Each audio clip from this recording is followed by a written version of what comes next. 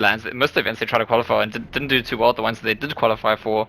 But I think that there's a lot of outside of Virtus Pro and Vega, I'd maybe even put Empire in the category of like many CIS teams who are like trying to find their feet, trying to establish themselves as tier 1 teams again, as they maybe used to be in the past.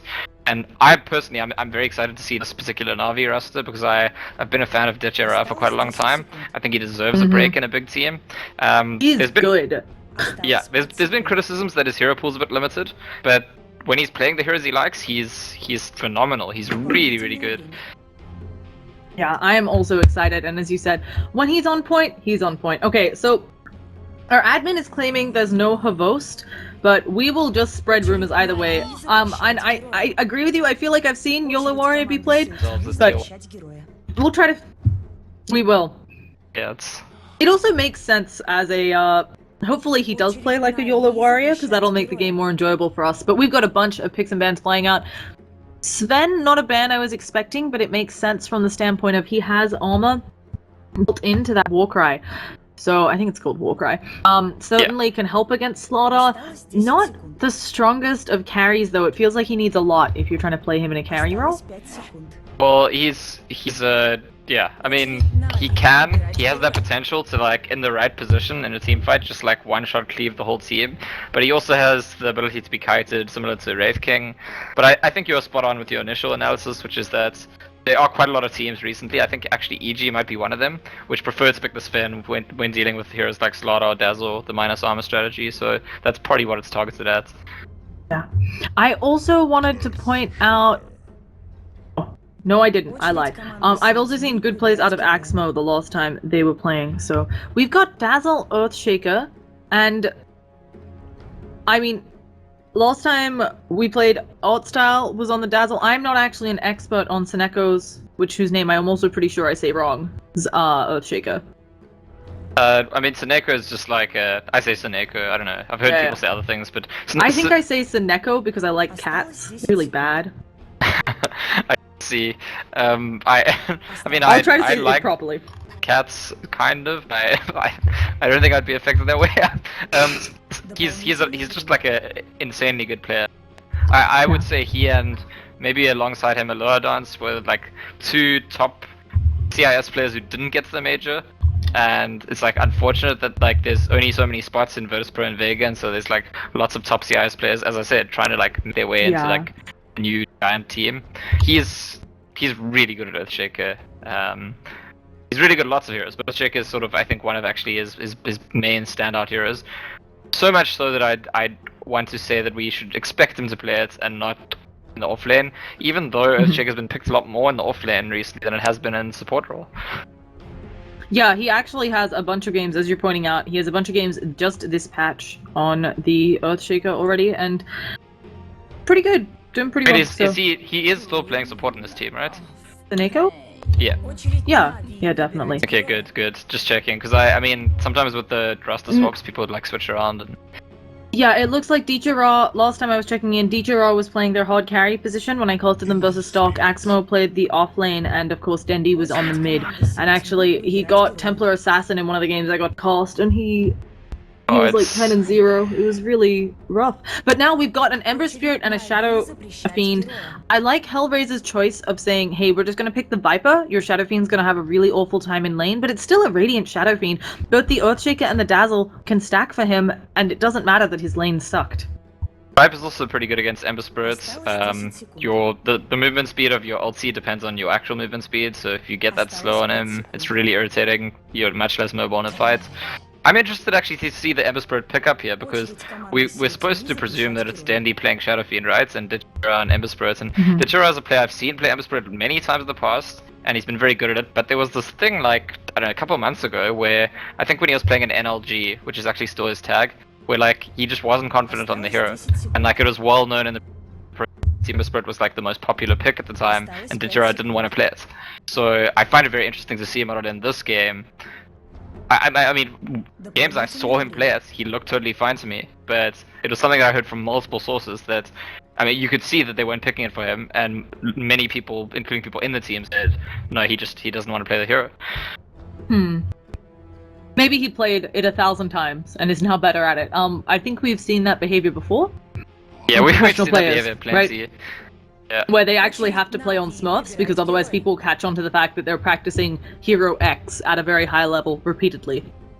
Yeah, that's true. That's still, I want to see. I mean, I don't think there was ever anything wrong with it. I think there was like some kind of confidence issue, and maybe now it's gone away. So all the best for him if that's the case. Hellraiser's ban out the clockwork, so they are expecting Snake to support Earthshaker, and there's going to be an offlaner coming out here.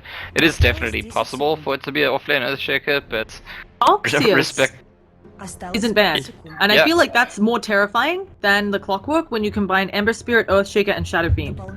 Or it's like a Vega Squadron special.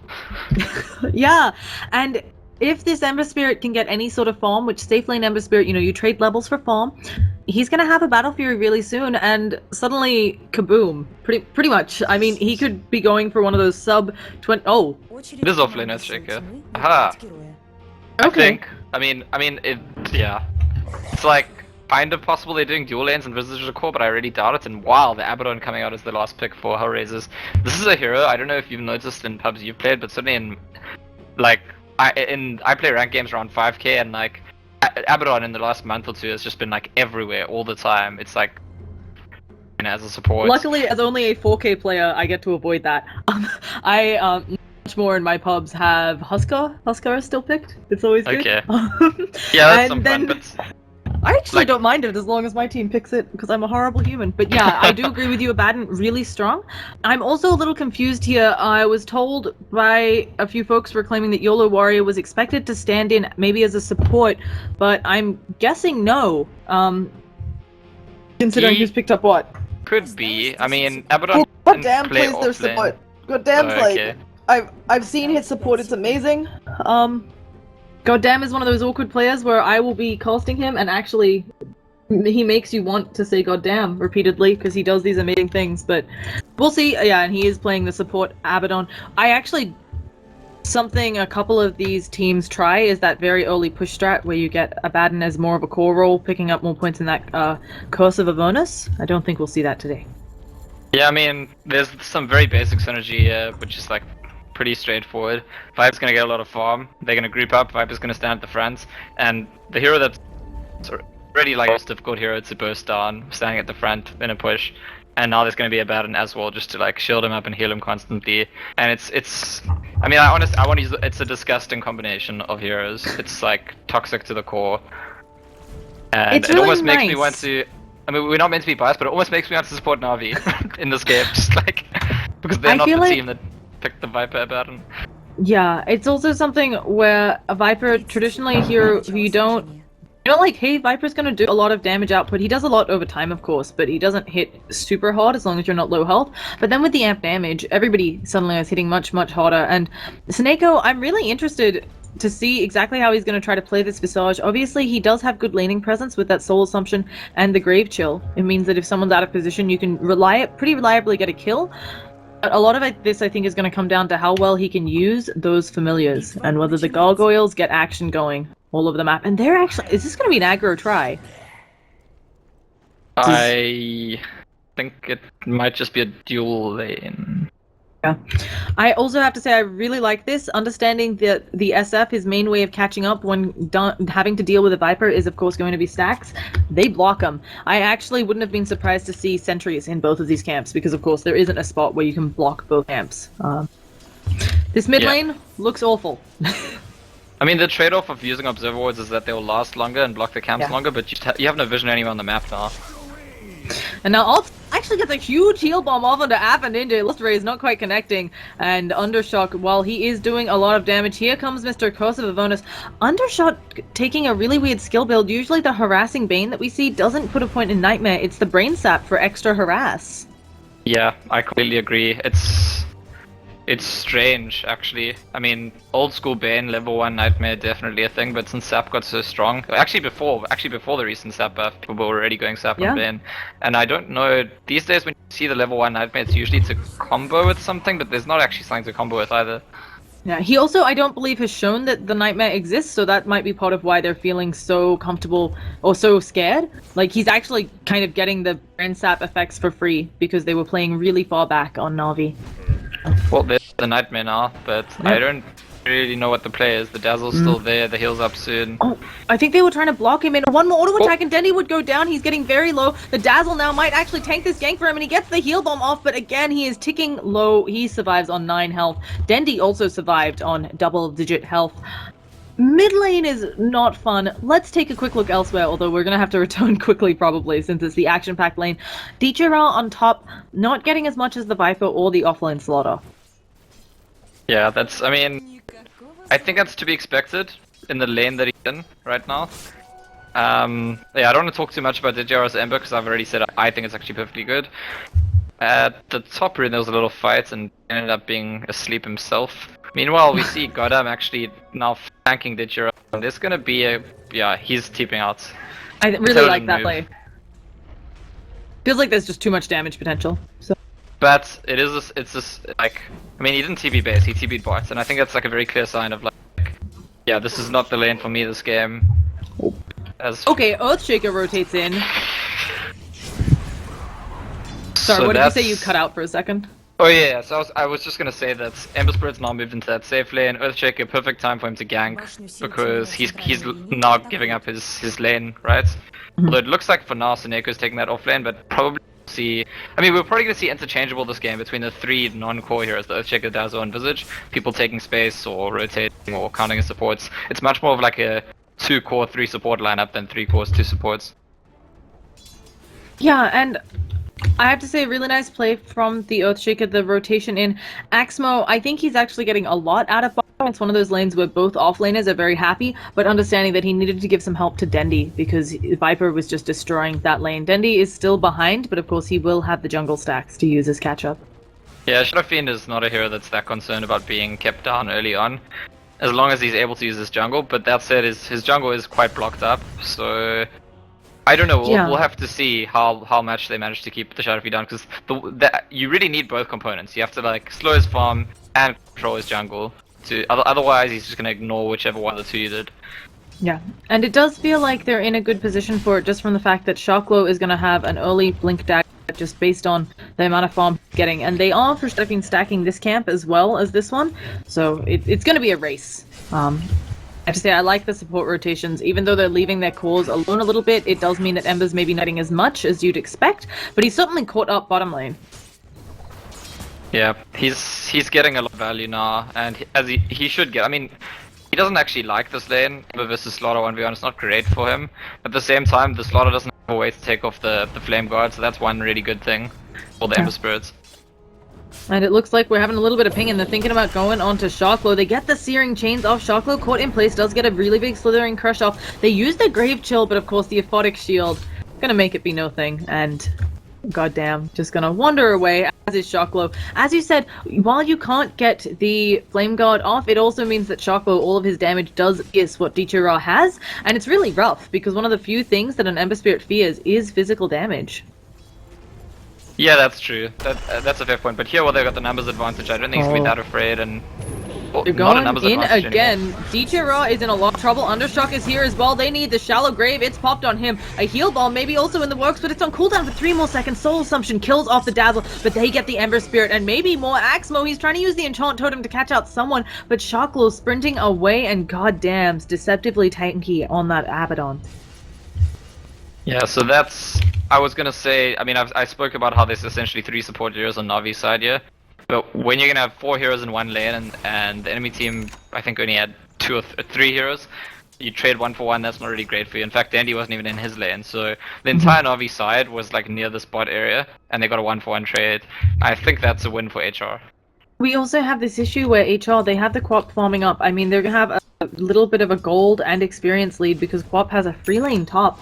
To me, this is part of what's super worrying because this Quap is already level 6 before the 6-minute mark. She can TP in, get that Sonic Wave up, and then she'll have it ready for 9 minutes again to do it again.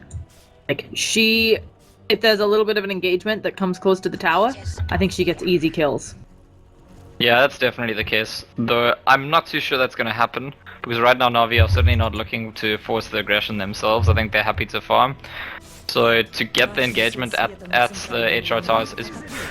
I don't know, maybe it's possible actually. I can imagine seeing Dejura wanting to go for the kill on this if he looks like he's alone, but he's not looked alone once this game. Well, not since we started watching him anyway.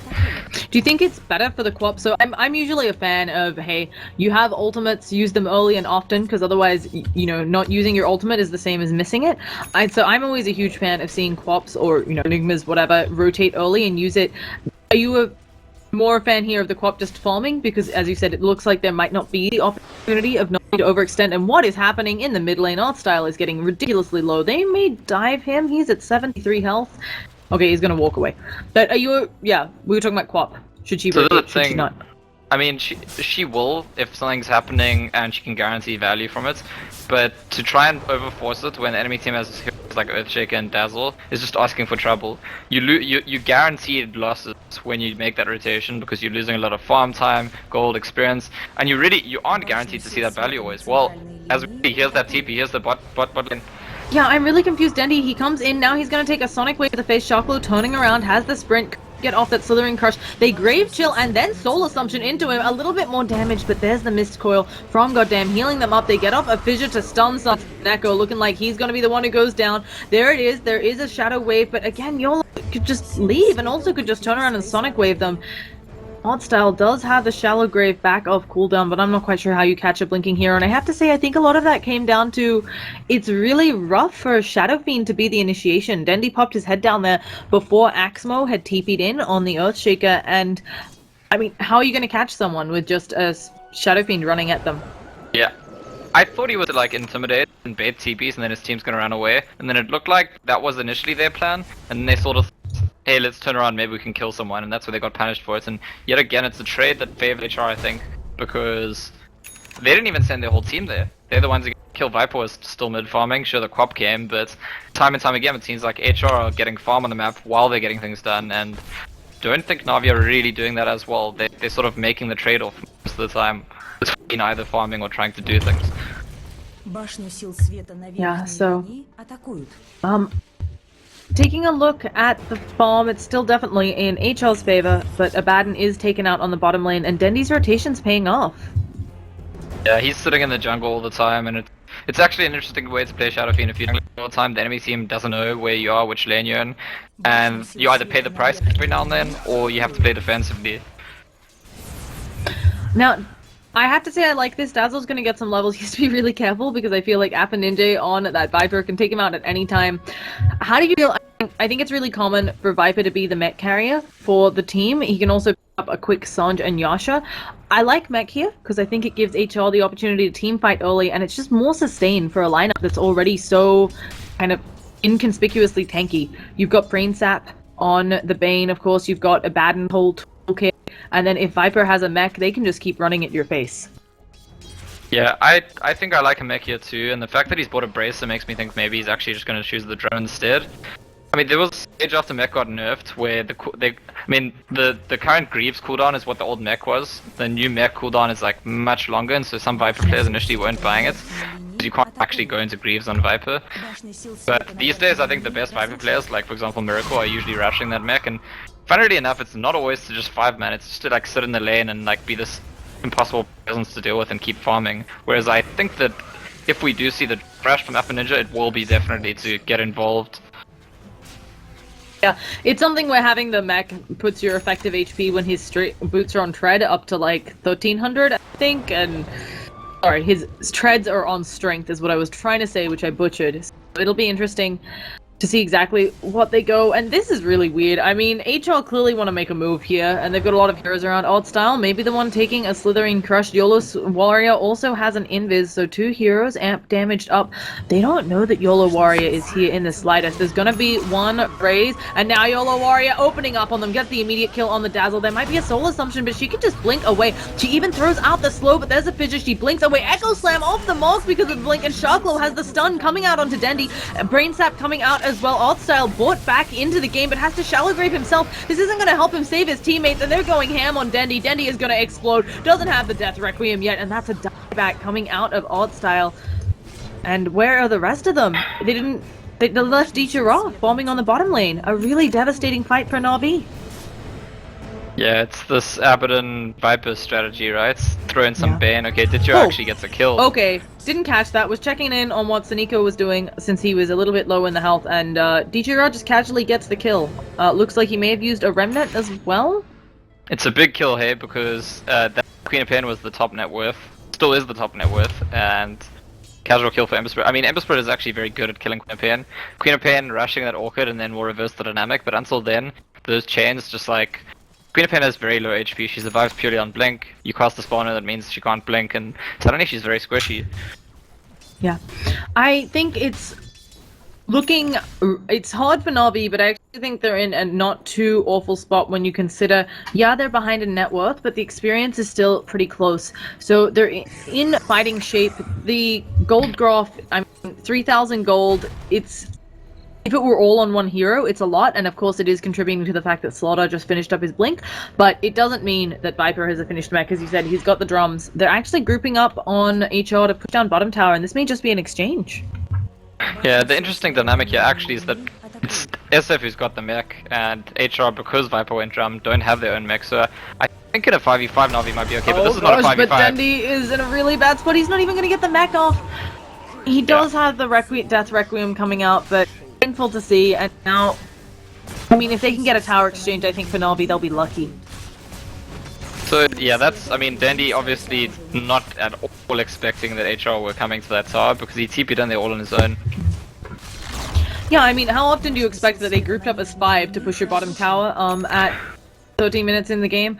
Especially since this ward, I think they were expecting it to maybe give a little bit more vision, since it does see all the way to here, but no such luck. And Ember Spirit is picked off by the Starladder in the top lane as I'm examining vision. It's that ward's, I think that ward's quite a bad ward, to be honest. I'm not too sure. Like, the fact that it's possible without a smoke to run down the lane and not be spotted by the ward is actually very problematic, because that's surely like one of the major purposes of the ward. Yeah, I think it's really rough here though for Na'Vi. We can see, looking at HR's vision, they have some really deep wards in both mid and in bottom, and Na'Vi just, I mean, they're trying to protect up their jungle. They're trying to make space for Dichira, who's actually farming pretty fine for the state of the game. He's just, as most Embers won't, have that Battle Fury for until, you know, maybe the 25-minute mark. Oh goodness, and they know that Roshan is going down. It's below half health. They have an Ember Remnant in this. Dichira maybe trying to think of going for a snipe, but the rest of Na'Vi looking like they're ready to back on out. They're grouping up again. I think they feel like they have to contest this, or they're giving away too much of a lead, but at the same time, they both have lineups where whoever's in the pit just loses. Yeah, I think I can accept. Although, it actually may be slightly easier for Na'Vi, I'm not too sure. I mean, they're the ones at the mech, they've got the Fissure, they've got the Dazzle. I actually think the Thumla are up. Yeah, I think Na'Vi's got more control in this position. Oh, well, let's see. They managed to get a Fidget. They do split the wickets, and now Shocklow is left all alone. He tries to go for a blink, but goddamn pops that borrowed time super early. They're gonna catch out Undershock, but now the Fissure blocking out Odd Style. He's nightmared up. Dendi mechs everyone, trying to get away. A really big crush from the Starladder, and now they're gonna use that Requiem of Souls. Goddamn, doesn't have the borrowed time anymore. Dendi, I think a Death Requiem coming his way, but Yola Warrior blunk into this. Axmo had already used the Echo Slam, kind of to no avail, and Yola Warrior not taking any damage. The Familiar slowing things up. Saneko thinking about coming in, trying to do some good damage onto YOLO Swag Warrior. They've got the burn, they've got the Fissure. I think Saneko can finish this off, and goddamn too, maybe with the Enchant Totem. Oh, well played. Doesn't manage to catch the deny. We've also got a Nightmare onto Saneko, but he is going to be fine. So, I think overall, a team fight that works out in Na'Vi's favor.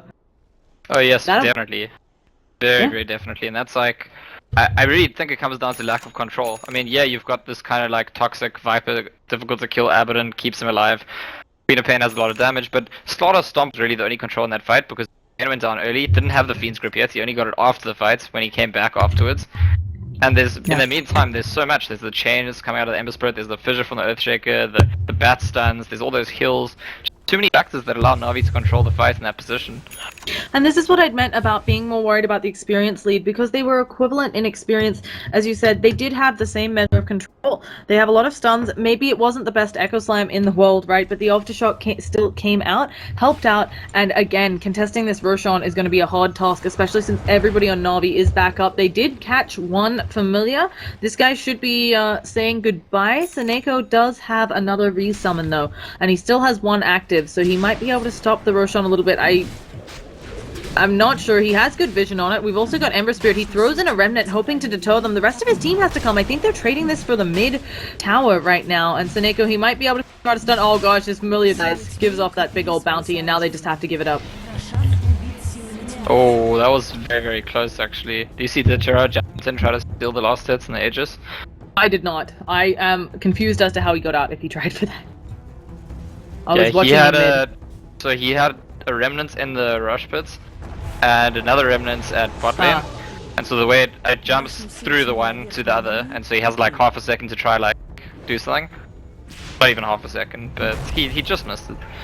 They broke the fissure. They've also got the Requiem of Souls, and the bot's coming in onto the familiars. Dichiro, he's going in, but he's immediately silenced. Fiend's Grip is cancelled. Sonic Wave, Dichiro, they need everything to save this guy. I'm not quite sure he feels like he should have come in, but a nice Echo Slam from Axmo. It does a lot of damage. It forces the borrowed time. They burnt the Aegis. Seneko, though, taking a lot of damage. He might tick out. No, he gets the mech popped on him, and I think they have to call that good. While they did lose a Dazzle, burning the Aegis fantastic, especially when you consider that HR were the ones who initiated that smoke. Yeah, again, I think definitely advantageous for Na'Vi. They're still behind, but they're showing they can fight. Yeah, the game is, I think HR are ahead, but I think that HR are less versatile in their draft. There's like, they need to put themselves in certain positions in order to take full advantage of the lead that they have, and I think there's a lot of positions where Na'Vi can just react appropriately, and it's as if HR don't have a lead. Yeah. Now, Dendi is walking towards that Sanjanyosh. That's going to take him up, give him about 1500 HP at the very least. This catapult was acting really weirdly. Was that a... Okay, yeah, that catapult was just acting weirdly. Never mind. They're actually going to let the tower get denied. I'm really surprised by this. I feel like it would have taken them a few more hits, but I guess deciding that overstaying their welcome wasn't worth it, and they couldn't actually see anybody from HR on the map, so it makes a lot of sense. Yeah, and Seneko was up at the top lane. There's no tier 1 to TP2, so there's a risk of getting into a 4v5 fight, which is not what they want. So I think play it safe. I think it's intelligent from Na'Vi. Yeah. Also, Seneko on the Visage has a Quelling Blade. I have to assume this is for dewarding. Yeah, it's kind of weird because he's a ranged hero, but maybe he's worried about some spots in the trees blocking camps. I'm not quite sure. Either way, we have an engagement. I just think it's cute that he has one. God damn. On the Abaddon going super deep, placing another deep ward. And I mean, this has been the name of the game for Na'Vi all along. Their jungle is not in their control. It's very early, and I think that they would maybe just lose it, but in the next 15 or less than 10 minutes, I wouldn't be opposed to them picking up a gem to try and get some of this map control back. Even if it's just the gem where you take the gem out, you walk it around, you put it back in the base. I think Na'Vi look really good the later this game goes. I think that with the Ember Spirit and the Shadow Fiend, they're just definitely stronger, and their support suit is actually really strong as well. But at the same time, this is exactly where the advantage lies for HR. If they're grouped up as 5 in an open space, pushing a tower where they can decide who's in front and who tanks. So both teams making the right decisions. HR to go for their objectives and Na'Vi to dodge them.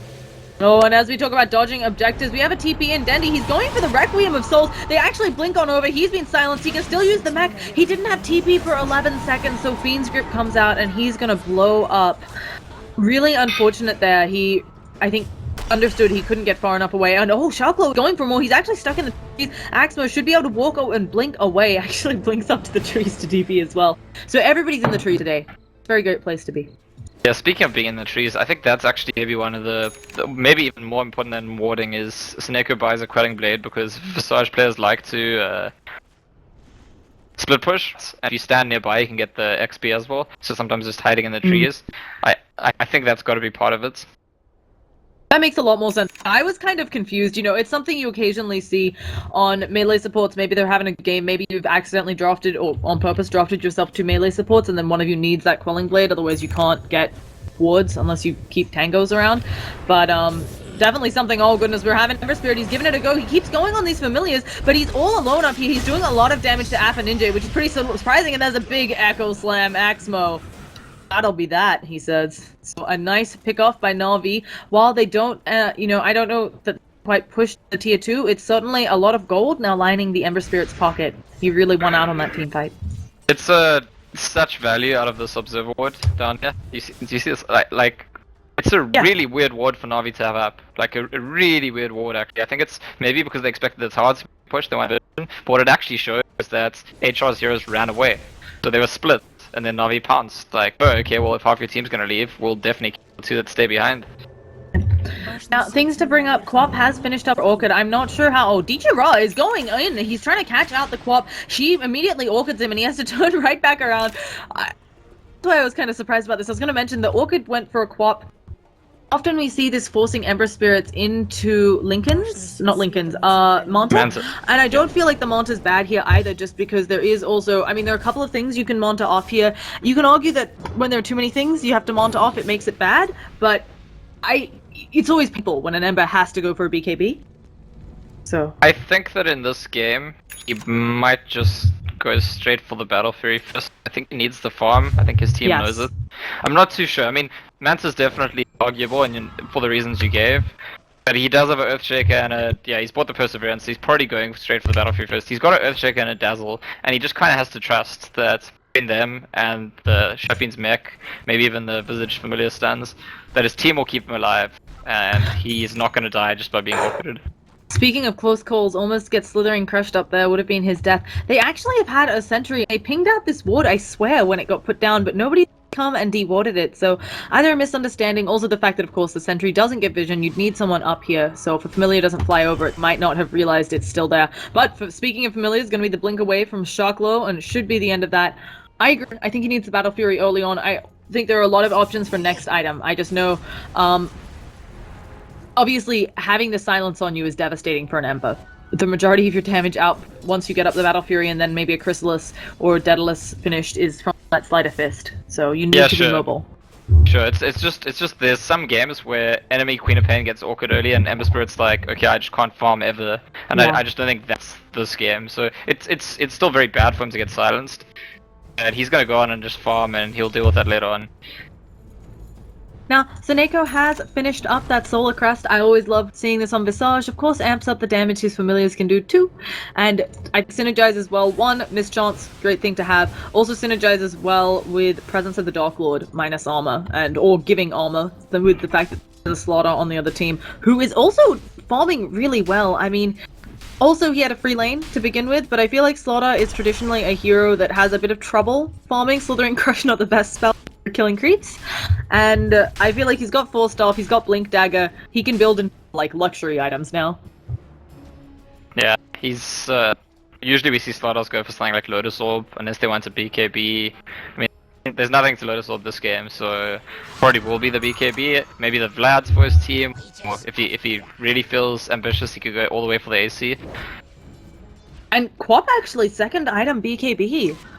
I mean, obviously great against an Shaker and so on, because, you know, if you're not locked down as the Quap, you're free to kind of jump all over the place. But I'm kind of surprised. I guess I'm not that surprised when I speak it out, but it's one of those things where I wasn't expecting it so early, and it's always worrisome, you know, you get the BKB up so early, it does mean it might be one of those 5-second BKBs by 35 minutes in. Yeah, but I think it's firstly necessary, and secondly going to be very effective. I mean, it's necessary in the sense that even just the Ember Spirit's chains were causing trouble for it, never mind the Earthshake or the nukes from the Visage and SF. But it's also going to give her a lot of opportunity to control these fights. Though Dandy picked up his BKB around about the same time too, so these two BKB heroes are going to make a big difference this fight. Oh, there is smoke into complete vision. Yola Sarguja pops that ult and the BKB. She just blinks over to the side. Shocklow taking a lot of damage as well. Requiem of Souls is going to come out. Napa Ninja, he's hit by a bit of it, mostly the debuff. He immediately manages to pop off that Mont he's farmed, and Quap on the backlines has killed off Earthshaker, but the majority of Na'Vi moving as one. They're going to be stunned up, and now Quap, I think she's just going to pick them off. Oh gosh, Seneko tries to TP out, not going to get it. I think Dendi will get his. Will he die in the fountain? I think he's going to be fine. Unfortunately, it does mean that we're losing art style. I mean, that team fight, they had vision, it just went so poorly. I don't think they were expecting Quap BKB, and Earthshaker Axmo, he just wasn't able to get off anything that affected the team fight because of the Quap BKB. Yeah, it started really well for Na'Vi actually, because even though they didn't see a Quap BKB, they actually managed to make a blink away right at the start of the fight, and that's why they thought, okay, well now it's our fight to take. But Dandy didn't really have a way to take control of the fight either, because it's exactly Earthshake is the hero that has to keep them in place for him. So yeah, he gets off the Requiem, but it's on 2 heroes, they're far away from it. And the chase is kind of awkward after that. The chase on their team depends entirely on the Ember Spirit and the Earthshaker, and Ember Spirit can't really be just YOLO go in against all the enemy heroes because he can die, while Earthshaker, you know, ran into a Queen of Pain. Not too helpful. It's also kind of funny, as you said, I mean, their only catch is the Earthshaker or the Ember Spirit, and then, I mean, I guess Seneco's birds can also do it. I'm not trying to say that right. Probably saying it different every time. We'll just ignore it. While Requiem of Souls does have a bit of a slow on it, right? It's never going to be your initiation tool, unless it's kind of kill them initiation tool, so it's really rough here before the Ember Spirit is big, I think, to try and do a lot of stuff here, and it's actually going to be a bit of a late Battle Fury on Ember. He's pretty close to, I think, if I'm doing my maths correctly, 800 or so gold needed. A little bit less. About 650, so he's really close, but if they can't get this Roshan, it's not that close after all. The Shock Blow taking a lot of damage. There's going to be bottle dropped because, oh goodness, they're all stuck up on the high ground. How is Axmo up here? There's going to be a nice slide of 5th, but it's not enough. Ray of Souls, but goddamn, just pops that bar time under Shock. They don't mind about losing him. Another stun coming out of Shock Blow onto mostly BKB targets. Goddamn should fall here. No more borrowed time. They're also trying to work on the Quap, but Ava Ninja is doing work to DJ Ra on the sidelines. Here comes Dendi. I think he has enough damage, but can he catch anyone? And again, pretty devastating. Yeah, we're now also seeing Seneko taking a lot of damage. Just goes for the TP out. Oh gosh, Dendi is trying to do work on both sides. Can he get Ava Ninja? But he is caught and cut out, and Ava Ninja gets away. 50 health. I mean, they kited him so well, and he doesn't... I don't think he needs to go blink or anything. It just feels like this BKB not being enough. Yeah, to save him here. It really is. I think exactly the mobility on HR is what's winning them the fights. I mean, a few of these guys have been kind of close. Definitely what takes it is there's a Slaughter with a blink and a 4-staff. There's a Queen of Pain with a blink. And on the other side, what do you have that's mobile? You've got Ember Spirit, but as we've said time and time again, he can't be just like jumping forward at people. So essentially, Navi's not mobile at all, and so they just don't get good value out of Dandy in these fights. He has to like ulti whatever's there, raise whatever's there. He can't like choose to go on a particular target. There's certainly, I mean, there's some mobility on that Earthshaker, but really a lot of pressure for him to like make those plays, control the right heroes, set his team up, set Dandy up, and I think, yeah, while it's possible for him to set the fights up for Dandy, it's a lot of pressure to put on just one Earthshaker. I mean, it's incredibly rough here for Na'Vi until their heroes get bigger. They actually abandoned doing the Roshan on HR. I'm really surprised. I feel like they were in a good spot to take it. But again, it's one of those things where I think they saw a couple heroes walking by and didn't realize they weren't all attending, or they're just going to go for a gank on the bottom line. They have to know after that kill that they put the Ember back. And oh, Dendi, he's in the danger zone. He does have Requiem of Souls. A huge Echo Slam coming out of Axmo to start this fight off right. But Requiem of Souls from the sideline, it is going to stop the damage coming out. They've already got 2 quick kills, and they've killed the Quap, who's one of the bigger kills. Can they catch the rest of them? Goddamn, explodes into a heal bomb, and now Alpha Ninja, they're on the chase. They do have Grave Chill in a few seconds. They should be able to catch him finally. They've got lots of minus armor, and there they go. It's almost like Earthshake is listening to us. Like the previous 2 fights, he wasn't able to control for his team. This fight, he like plays beautifully, gives his life for a team wipe. I mean, yeah, and it is well worth it. I also have to give props to Artstyle on point with those heal bombs, you know.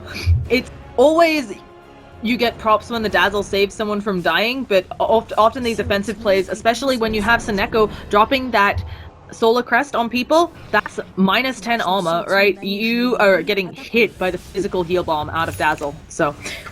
Well done for everyone. Everybody's beautiful on Na'Vi, and they put themselves in a great position to get back into this game. That was enough of a swing that we're back to almost even, and they're actually ahead on experience.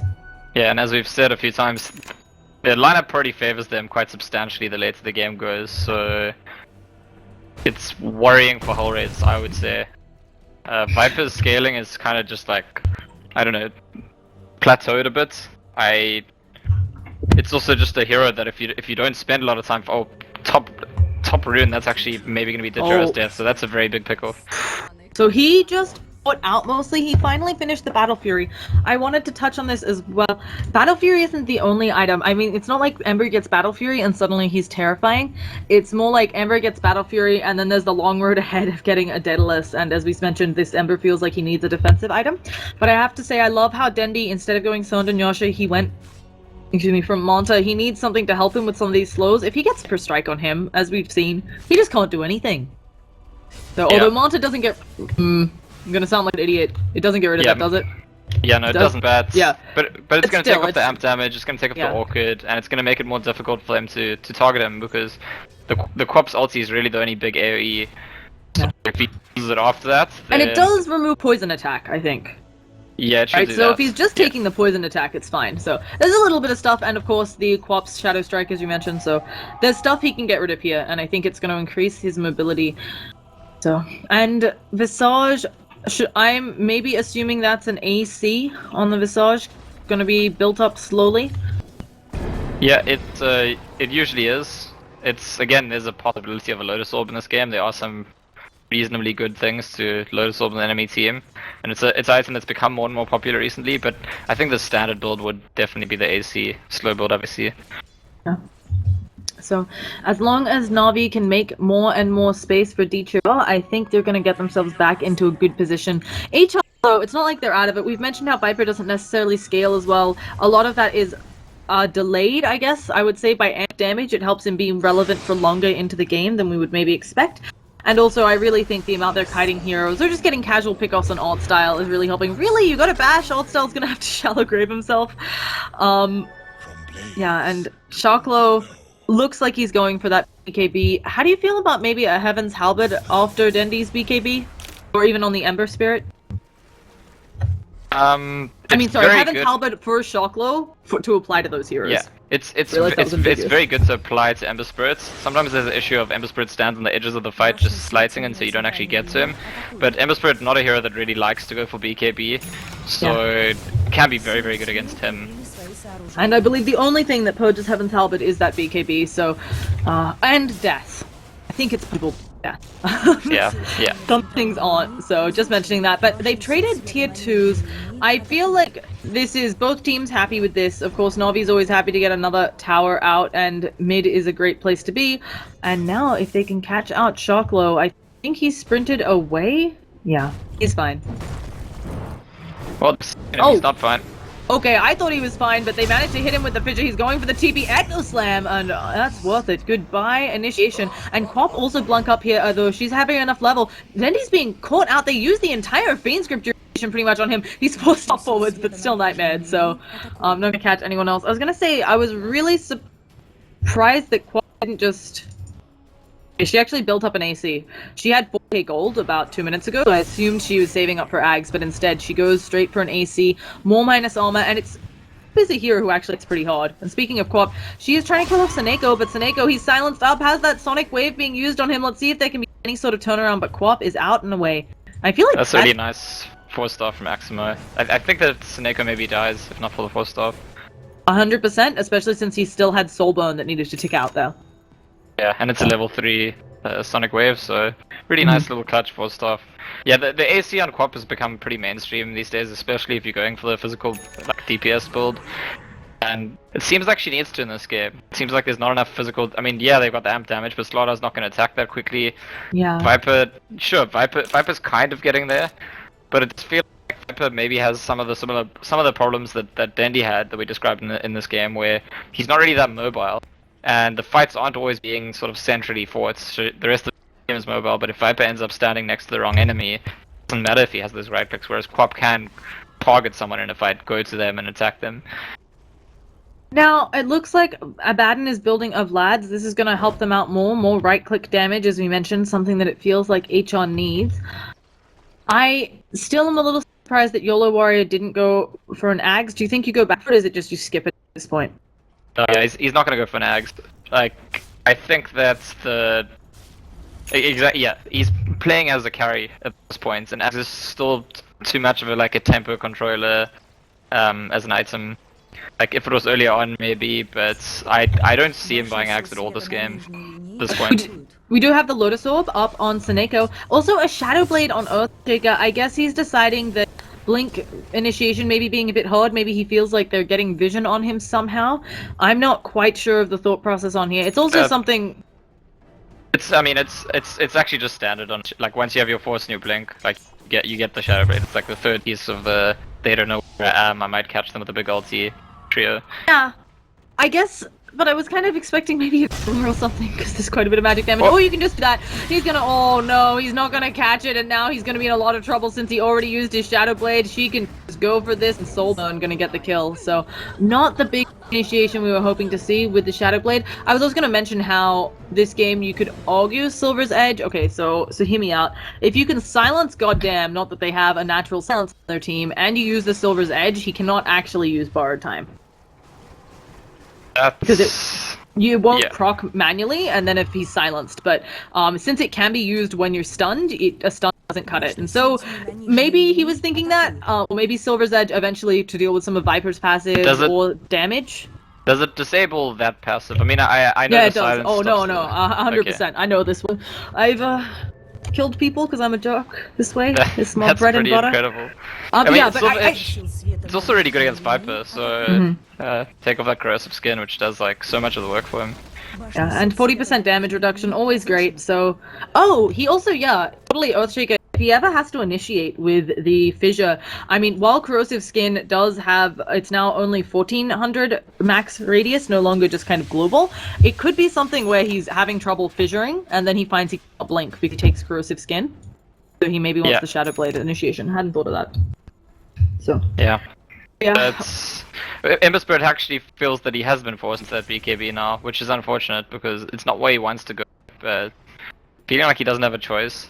I do feel like it's okay just because if the game, I mean, the risk for Na'Vi is that they lose the game quite soon. If Ember Spirit like keeps farming, keeps scaling, he's not gonna mind that he has by BKB now. And actually, 100%. It actually looks like with this smoke, it actually looks like they're thinking because he has BKB now they themselves can force the fight. So I really want to stress that he still doesn't have actually a lot of damage on the Ember. I mean, he's rocking 182 per hit. It's not maybe as scary when you look at HR's hero health pools. I mean, everybody's pretty tanky, so he's they do have SF Aura and Dazzle ulti and Solar Crest, so that'll buff up his damage quite a bit. DJ Raw is actually leading the charge. The smoke has been blocked. He gets the Searing Chains off onto Shocklo. Immediately a forced off. YOLO Swag Warrior has popped her BKB. DJ Raw still hasn't popped his. He's just turning around trying to do some right-click damage, but Dendi getting stunned up. Nice Sleight of Fist doing quite a bit of cleave. An Echo Slam onto Shocklo. DJ Raw is being fiend scripted. The BKB wouldn't have helped with this anyway, but he still has his BK here, and there he goes. Popping it. Dendi turning around. Undershock is gonna melt, and goddamn, you can borrow time all you want. You're going down as we see him get ripped apart. So that was a smoke that worked really well, to say the least. And I again, think it's very well played by Aximo. I think again, just to like isolate the Viper, use all his stands on him. That's really important. I have to say, I'm really impressed, as you said. A lot of people, you try to get those 5-man Echo Slams, you know, barring that, a lot of people go for many heroes. Aximo's really making sure that he catches key heroes. He actually only got an Echo on 2 and I think some creeps. So maybe not the most damage output, but he locked down, as you said, the core heroes, the Viper. Really meant that they couldn't team fight so well, and now they're maybe owning their way towards at least a tier 3, maybe even a Rax, because there are not buybacks. They're working in on the melee. Dendi, knowing that that's the one they want to get. Oh, Shocklo gets this nice slithering crush. YOLO Swag Rico, oh, just picks apart Odd Style, but now she doesn't have Blink up for 1 more second. She should be fine here. They need to walk on the Rax. I think ignoring the enemy heroes, just get the Rax and get out, and they will be out with it. Yeah, Abaddon's not exactly going to defend this. DJ Raw should be fine. If her BKB's up, his should be soon, although 9 more seconds on it. I think it kind of blocks DJ Ryan, but he has the Ember Remnant, and he should be fine.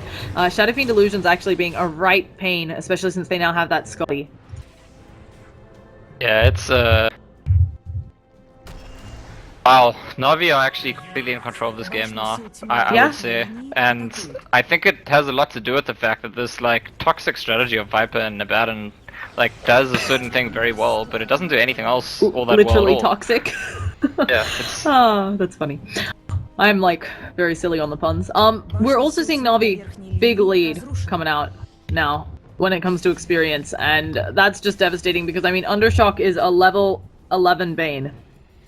He's not having the best game impact, especially with the fact that these Fiends groups, there's been a couple of instances where I feel like he's Fiends gripped Shadow Fiend for the entire duration, and just there's nobody around to right click him down, as you talked about.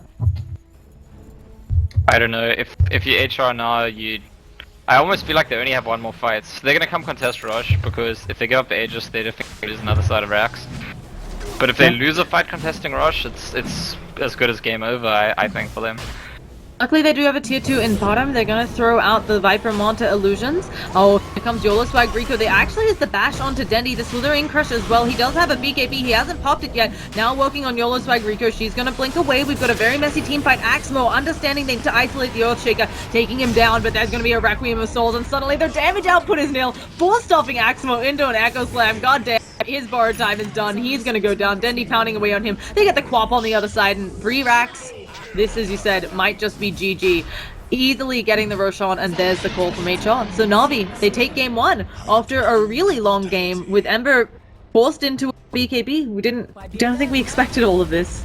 Yeah, I think it's actually really clever of Na'Vi to recognize that. I mean, we were saying he needs BKB, but not just that he needs BKB to live, but once he has it, it empowers him to do so much. HR's strategy, honestly, at the end, just hamstrung themselves. That were really good at grouping up and trying to sort of deathball maybe, but didn't really quite happen. When we saw all those tower trades where both teams were getting 1 tower each, those were just too good for Na'Vi, and the flow of the game stopped moving in HR's direction, and at that point I think Na'Vi just turned around and finished them off pretty. I mean, look at your warrior, 16-4 Queen of Pain on the losing side. That's quite something. Yeah. So once again, folks, thank you all for